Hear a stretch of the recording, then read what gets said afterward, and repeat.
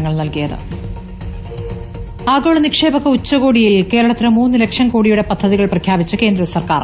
ദേശീയപാത വികസനത്തിന് 50,000 കോടിയുടെ 31 പദ്ധതികൾ നിതിൻ ഗഡ്കരി പ്രഖ്യാപിച്ചു. പാലക്കാട് മലപ്പുറം ബൈപ്പാസിന് 10,000 കോടിയാണ്.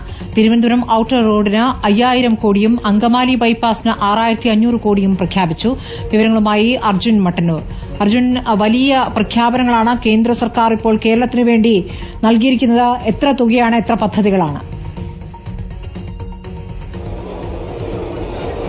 സ്മൃതി, ഇൻവെസ്റ്റ് കേരള ആഗോള നിക്ഷേപക ഉച്ചകോടിയിൽ ഓൺലൈനായി പങ്കെടുത്ത് സംസാരിക്കുമ്പോഴാണ് കേന്ദ്ര ഉപരിതല ഗതാഗത മന്ത്രിയായ നിതിൻ ഗഡ്കരി പുതിയ പദ്ധതികൾ പ്രഖ്യാപിച്ചത്. സംസ്ഥാനത്ത് 31 പദ്ധതികൾ കൂടി പ്രഖ്യാപിക്കുന്നു എന്ന് പറഞ്ഞുകൊണ്ടാണ് ഈ കാര്യങ്ങൾ മന്ത്രി വിശദീകരിച്ചത്. നിലവിൽ 20,000 കോടി രൂപയുടെ പദ്ധതികൾ പൂർത്തിയാക്കി, 60,000 കോടി രൂപയുടെ പദ്ധതികൾ പുരോഗമിച്ചുകൊണ്ടിരിക്കുകയാണ്. അതിന് പുറമെയാണ് 31 പദ്ധതികൾ കൂടി പ്രഖ്യാപിക്കുന്നത്. ഇതിൽ ഏറ്റവും പ്രധാനം പാലക്കാടിനെ വടക്കൻ കേരളവുമായി ബന്ധിപ്പിക്കുന്ന 5 പാക്കേജുകൾ പ്രഖ്യാപിക്കുകയാണ്.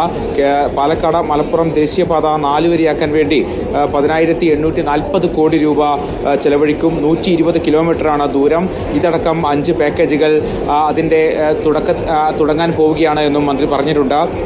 അങ്കമാലി കുണ്ടന്നൂർ ബൈപ്പാസ് നിർമ്മാണത്തിന് വേണ്ടി 6,500 കോടി രൂപയുടെ പദ്ധതിയാണ് കേന്ദ്രമന്ത്രി പ്രഖ്യാപിച്ചത്. ഇതിന്റെ DPR നടപടികൾ പുരോഗമിക്കുകയാണ്. 6 മാസത്തിനുള്ളിൽ ഈ നിർമ്മാണം ആരംഭിക്കാൻ കഴിയുമെന്നും കേന്ദ്രമന്ത്രി പറയുന്നുണ്ട്.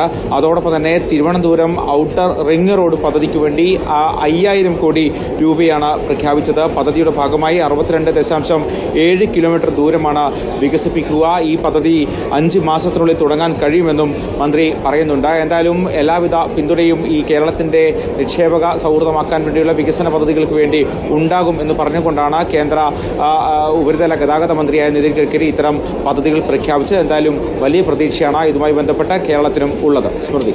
ശ്രീ അർജുൻ മട്ടന്നൂരാണ് വിവരങ്ങൾ നൽകുന്നത്. സംസ്ഥാനത്ത് നിക്ഷേപകർ ചുവപ്പുനാടയിൽ കുടുങ്ങില്ല എന്ന് ആഗോള നിക്ഷേപക ഉച്ചകോടിയിൽ മുഖ്യമന്ത്രി പറഞ്ഞു. നിക്ഷേപ സൌഹൃദം ഒരുക്കുന്നതിൽ സർക്കാരിന് വലിയ പങ്കുണ്ടെന്നും പിണറായി വിജയൻ പറഞ്ഞു. കേരളം വ്യവസായികളുടെ സ്വർഗ്ഗമാണെന്ന് വ്യവസായ മന്ത്രി പി രാജീവും പ്രതികരിച്ചു. മാറ്റത്തിന് പിന്തുണയെന്നായിരുന്നു പ്രതിപക്ഷ നേതാവിന്റെ ആശംസ.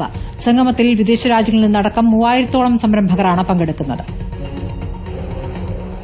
Kerala's investment scenario is in the cusp of history. We are witnessing progress and change for the better in our investment arena. We have ensured that no investor coming to Kerala will have to face the cobweb of procedural delays and meet the barriers of red tape. We have made major strides in simplifying procedures as regards investments. And we, irrespective of other differences, political, ideological and governance differences, we are together to attract more investment and create more employment opportunities to our own youth. This is the right time, this is the right place. On behalf of the government, I would like to invite you all to invest in this country, in this state. This is God's own country, now transformed as a heaven of investment.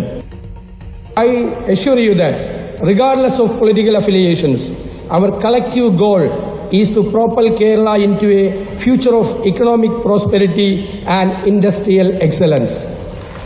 I am very much proud to declare that the opposition is taking an initiative for the beginning of a new culture. We are giving our full support in all aspects to the government to make Kerala investment friendly.